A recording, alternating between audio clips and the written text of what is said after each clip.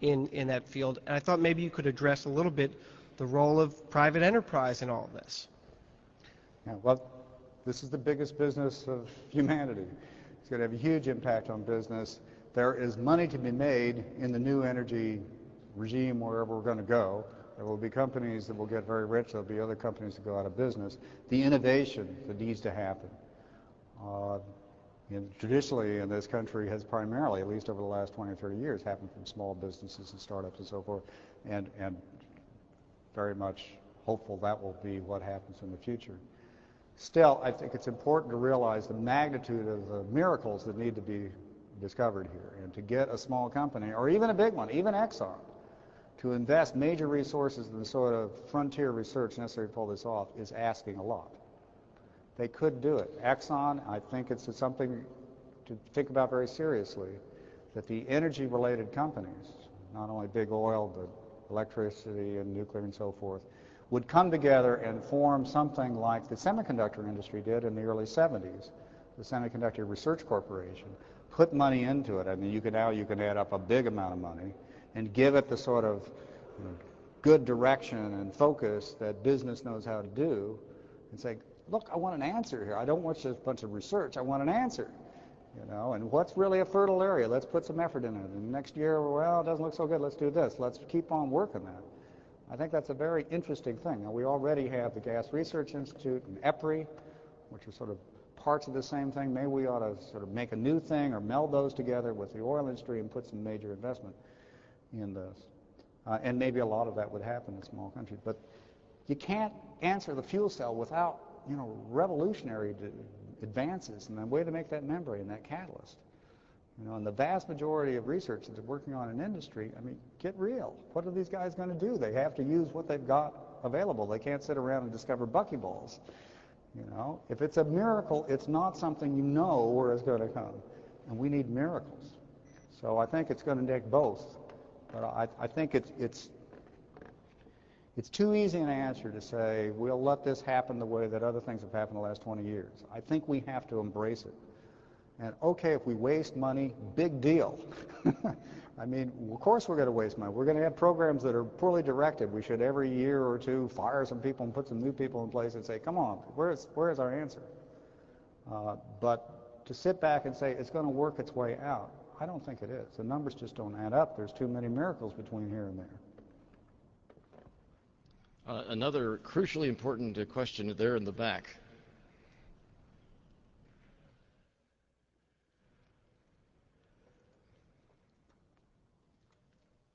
You mentioned the concept of fusion. Now, fusion will give us eternal energy. We won't have to worry about it anymore. The problem there is that the scientists have been working on it about a half a century or so. Unfortunately, it's been starved for funds, money.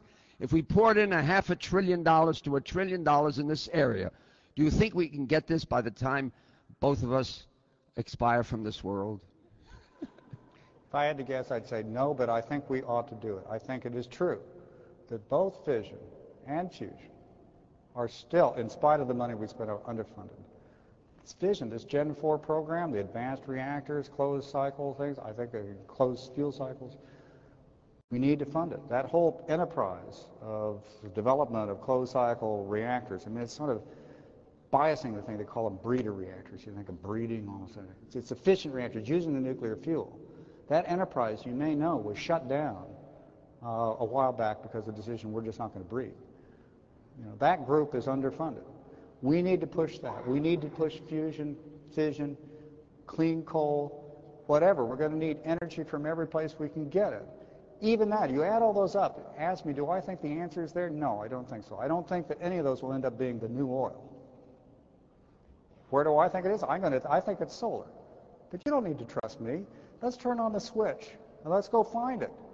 And after 10 years we haven't found it, let's turn another switch on. Let's take a dime from every gasoline rather than a nickel. Let's do it.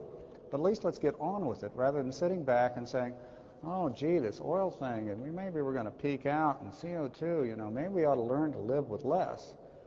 Well, we're having this sort of nice intellectual discussion. There's billions of people out there without any energy.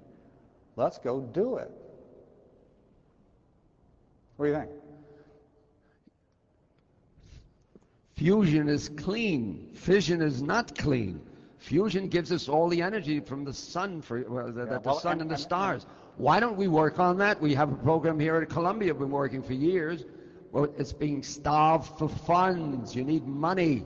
Agreed. And the oil industry is not interested in doing this. Right. And many of the other industries are not. There's conflicts of interest all over the place. And there always will be in the biggest enterprise in humanity. Why don't we structure it in a direction? Get the money in there. If we knew the right direction, then we should do that. But I don't think we know the right direction. But nature gave us the answer. I think it's sitting up in the sky, if you want my guess. All right, thank you. Yeah, thank you. I see another crucially important question right back over here. We need you on the mic because we're actually going to record what you say. Given that NASA's taking a beating, well, you're a big shot Nobel Prize winner who's gone before Congress. What's their attitude? What's their attitude? NASA?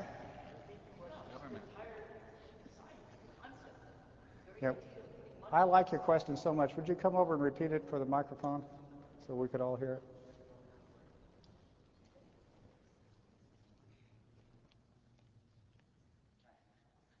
Given the lack of an Eisenhower or a Kennedy who's saying some large program for science is what's in order, and the complete lack of any politician talking about this or any other national leader, at the same time NASA is taking a beating.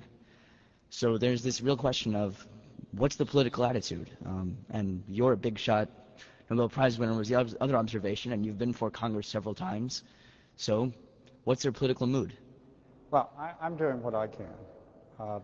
But it takes the president to do this. You need to do this as a statement to the country and to the world. Let's go embrace this challenge. And so often we say, well, wouldn't it be great to have Jesus Christ right now and solve our problems for us? I think that it's perfectly within the capability of this administration to embrace this issue. And I heard this speech that Bush gave on the Lincoln? A beautifully done speech. And I'm confident he didn't write that speech, and the speechwriters did, but I believe he believed every word of it. It was a deeply moral speech. These people are capable of crafting this together. So I think it can happen. If it doesn't happen this administration, during this period, maybe in the second 4 years of the Bush administration, or maybe in the new Democratic Commission, this issue, the reason I'm playing with it, I just really don't care about this being a great talk and, I'll come to see me. I don't have any pride of it. I'm interested. I think somewhere out here is the kernel of a true fact that energy is the single most important problem facing us, and we ought to go out and solve it. And if we talk about it, look at it from different ways and so forth, and we all end up agreeing that, then it's going to happen. When Kennedy, when he came into the administration, was not pro-science. When he was asked initially about should we go to the moon, he could have muffed the answer. Go back and listen to the Kennedy administration. At some process, they decided that actually it made a lot of sense. It wasn't just because Yuri Gagarin was going around the Earth. They had to have some response. But there was a lot of thinking behind that. Now, it may be that they never actually had the genius that we gave them credit for in imagining it, and that it was just kind of a miracle that we all responded to it that way. Just a couple of days ago on NPR, I was talking, and at the beginning of it, they played back Kennedy's speech. And you can just feel people resonating to it now because we know it really worked. Who cares about going to the moon? It was all the romance and the technological challenge of doing, we do these things because they're hard, because it will test us in our best efforts. So I think it's quite, any president could do this. Speechwriters are great. And I know that everyone who talks about this issue agrees the workforce is a critical thing. To go into physical science and engineering, it's no surprise that people don't go into them in greater numbers. These are, in most cases, the hardest disciplines you can take in college. In most cases, it's the first place that gets something besides an A, And then when you finally get through it, then you've got to go get to graduate school, and then you've got to get a postdoc, and then you've got to be an assistant professor or starting an industry, and then you've got to hack it. And all during this time, your buddies who went into law or medicine. A lot of medicine later, but law early, or business, they're making a lot more money than you are, and they're not working as hard. So no surprise that people don't go into this field. You have to have, either you got to be a total nerd that has nothing else in the world that you can do, which is pretty well a good description of me, or you've got this special talent to do this, and it's kind of easy for you. There are very few people for whom it's easy. Or you have this sense of mission and excitement, and that's what we had in the 60s. And for the reasons I was talking about, for this issue of energy, I think there is the reason to get missionary zeal. Excuse me for saying the Christian thing, that missionaries weren't all that good, but in any event, that sense of a reason to do what you're doing, beyond, a sense of things beyond yourself and the fact that you may earn a little money. So I'm not waiting for Jesus Christ to come up with a perfect president. What we have to do is pick on this issue and find out what is the real truth of this. And then I think the truth will have its way. Forget presidents, though. There are 100 senators and 435 congresspeople. Doesn't You've spoken count. with many of them. That's true, but you need a presidential program. You need a national program to do it if you're going to have this inspiration, I believe.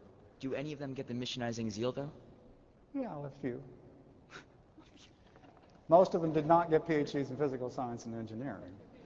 Most of them do not realize it's actually conceivable that you could find a new oil. I'd like to take about one more crucial question, okay, and then I'd like for us to adjourn back behind the stage where there will be some light refreshments and we can sort of continue discussion informally. So I see one more crucial question right down there. This young man right here with the striped shirt and his hand in the air. Yep.